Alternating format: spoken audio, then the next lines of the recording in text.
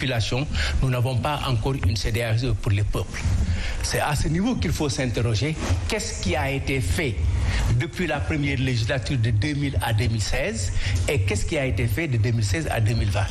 Je pense que c'est là où se trouve l'intérêt de voir quelle est la situation actuelle du Parlement de la CEDEAO et par les textes qui le régissent et ensuite par le travail qui a été fait par le président Moustapha Cissé Lo.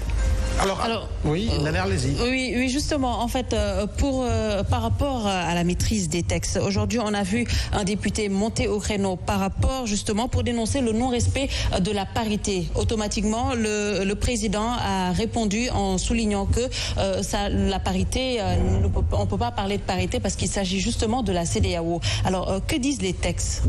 Non, c'est là où j'ai beaucoup suivi cette question et j'avoue qu'il faut que je félicite au moins cette fois-ci le président Moustapha Niasse pour avoir demandé, et mes informations sont exactes, à la réunion du bureau de l'Assemblée, que les présidents de groupes parlementaires fassent le maximum pour la présence des femmes.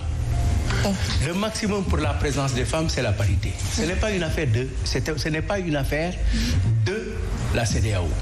C'est une affaire de l'Assemblée nationale et des textes qui régissent notre pays. La loi sur la parité dit que pour toutes les institutions électives, il doit y avoir une parité. C'est une élection qui s'est passée à l'Assemblée nationale, dans nos locaux, et cette élection est régie par les textes de notre pays. Il fallait effectivement aller à la parité. Mais ce n'est pas important, c'est important. L'essentiel est qu'aujourd'hui, le Parlement de la CEDEAO était parti pour demander en 2000 de faire le maximum d'avoir la présence féminine.